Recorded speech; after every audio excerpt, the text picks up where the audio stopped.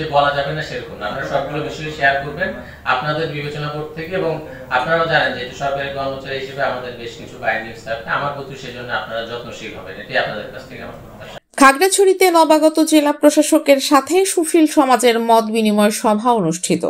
খাগড়াছড়ি প্রতিনিধি দহেন বিকাশ ত্রিপুরার পাঠানো তথ্য ও ভিডিও চিত্রে দেখুন বিস্তারিত। খাগড়াছড়ি পার্বত্য জেলার নবাগত জেলা প্রশাসক ABM ইফতেখারুল খন্দকারের সাথে সুশীল সমাজের মত বিনিময় সভা অনুষ্ঠিত হয়েছে। আজ সোমবার দুপুরে জেলা প্রশাসকের কার্যালয়ের সম্মেলন কক্ষে এই সভা অনুষ্ঠিত হয়। সভায় সভাপতিত্ব করেন জেলা প্রশাসক ABM ইফতেখারুল খন্দকার।